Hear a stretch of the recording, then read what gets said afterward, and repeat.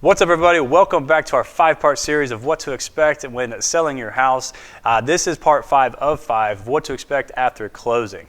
So stay tuned.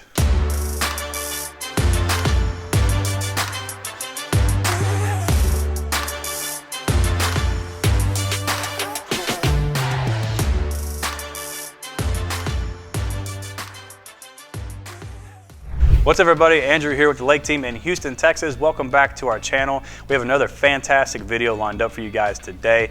If you're watching this on YouTube and you have not already, go ahead and smash that subscribe button, hit that bell icon, and give me a thumbs up if you like this video or if you've watched any other videos on our channel and you like them.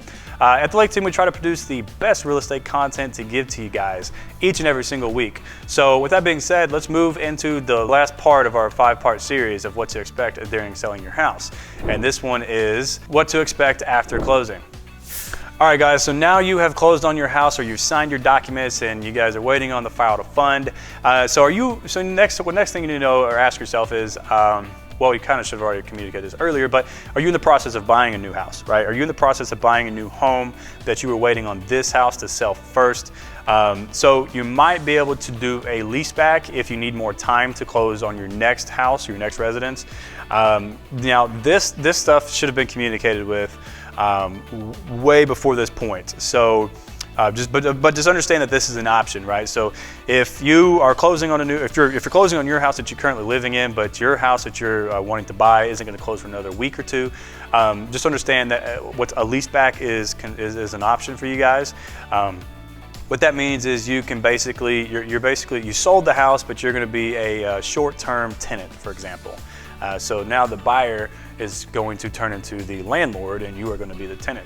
But it's for a very short period of time. Sometimes it doesn't really, sometimes the buyers don't care if it's not going to cost you anything. Sometimes they may want a few $100 to do it, but it all depends on the situation, really.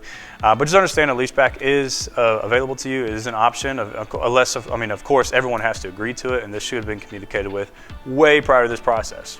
All right, so next up is something that you really need to consider are taxes. Are you gonna have to pay any taxes on the revenue or the profits that you got off of this house? A homeowner, you are, from my understanding, unless things have changed, you are tax-free up to $250,000. If you are single, and if you are married, you are tax-free up to $500,000.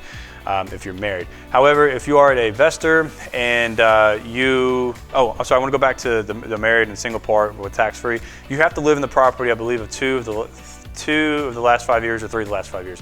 One of those two. So if you live there 2 to 3 years, you should be okay. Confirm that with your CPA or with your title rep. They'll be able to give you a direct answer. I'm not a CPA, but that's from my understanding. It's either 2 or 3 years of the past 5.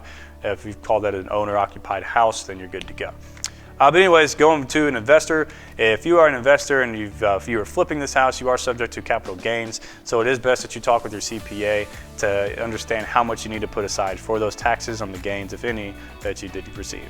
So next up is obviously a no-brainer, but you need to know when you need to be out of the house, right? If you are doing a leaseback, then you need to be out at the end of the leaseback.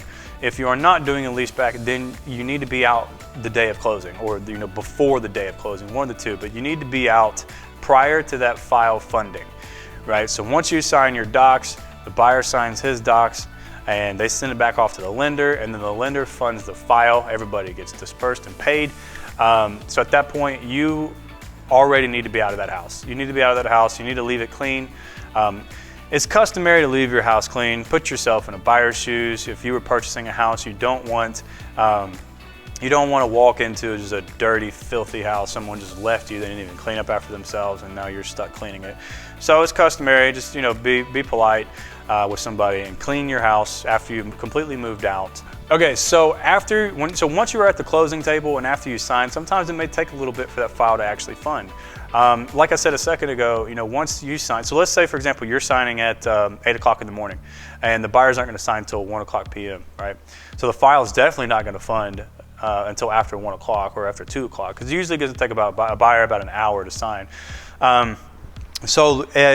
Once everybody is signed, it could take about an hour or so to get the lender's approval, and then for the lender to then fund the file. So just keep that in mind. Just because you've signed your documents does not necessarily mean the file has funded and closed. It still takes a little bit of time once all parties have signed, typically about an hour or longer, but it generally happens all within the same day, unless of course everybody signs at the end of the business day, and then it won't happen until the file won't fund until the next business day. Oh, and another thing when it comes to funding to consider is, are you having title wire the funds to your bank account, or are you going to pick up a check, physical check that you're going to go deposit into your bank? We've always found it easier to go ahead and get it wired over, but to each their own. Everyone has their own reservations about wiring and physical checks. But we find it easier. It's just a much more simple approach to just let the title company wire those funds into your bank account. That way, there's not really put a hold on it. Maybe your whoever you're banking with, because there's about to be a large sum of money deposited into your account if you have a check, they may want to place a 7-day hold. So bear that part in mind too. So if you're buying a house, the very next day after closing, you may want to have those funds wired to either your bank. Actually, no, you want to get those wired to the next title company. But anyways, just understand, you have an option of either having that wired to your account or picking up a check. And just to each their own, just whatever floats your boat the best. This one is going to seem like a no-brainer as well, but make sure you have turned off all your utilities, right? You do not want to pay for utilities for somebody else that you are no longer living in the house. So make sure you turn off your utilities, transfer your cable, your internet, your gas, your electric, all that good stuff. Make sure all that's turned off. You are no longer paying for that house, and you've transferred that over into the new residence that you will be moving to, if you are moving to one.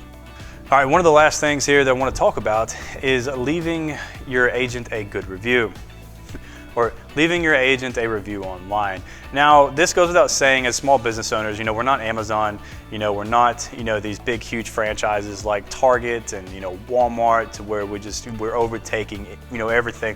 But, it's imperative as a small business owners, this is how we grow, right? This is how we grow our business. This is how we grow our clientele.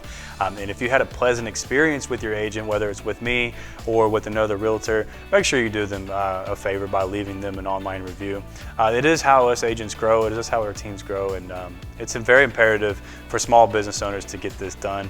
And if you didn't have a pleasant experience with your agent, I would suggest, instead of leaving them a terrible review online, unless they did absolutely something despicable, but if you did not have a pleasant experience with your agent, I would suggest reaching out to that particular individual and share with them what you didn't like about the process and what you think they could have improved on. But if you had a good review, or if you had a good overall experience, I would suggest, like I said, leave them a simple review. And kind words go a long way in this industry, trust me. Last but not least, communicating with your agent after the sale, right? We love to communicate with our clients after the fact. We don't want to just say one and done, you were a transaction and never want to talk to you again. Whether it's your birthdays or, whether it's reach out to you, once or twice a year just to see how you're doing. Having communicating with your clients or communication with your clients after the close, I think is also very important too, because you get to keep up with them and see how they're doing, see how they're enjoying their new life that they moved, their new life that they have, whether they moved into a new house or whether they moved across the country. But it's really cool to keep up with people and just to see what they're in their daily lives. Plus, I like to talk anyways. It's not uncommon for your agent to reach out, so don't think it's weird if I reach out to you guys after the close, or if your agent reaches out to you after you've closed on the house. But some people just like to, hit them up and just see how you guys are doing. All right, guys. Well, that's going to wrap up this 5-part series. This was 5 of 5. It's going to wrap it up. So this was what to expect during the selling process, and I hope you guys enjoyed this series. This is part 5 that you're watching now. Make sure if you're looking for the other parts, you can find it in our channel, or maybe it's a suggested videos over here to the right if you're watching this on YouTube. But nonetheless, this is going to wrap it up for us today, and I hope you guys enjoyed this video. Let me know what y'all think in the comment section below, and if you have any additional topics that you would like us to cover, feel free to make that suggestion as well. We'd love to make videos in the first place, so we will take those suggestions seriously and make a video about it. But if you have any further questions, you can visit us at our website, and from there you can reach out to us directly. I will leave all my information in the link of the description, or in the description below this video.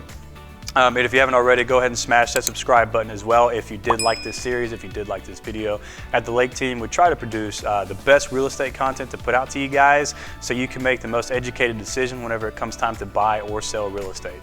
So with that being said, I'm Andrew with the Lake Team here in Houston, Texas, and I will see you guys next week.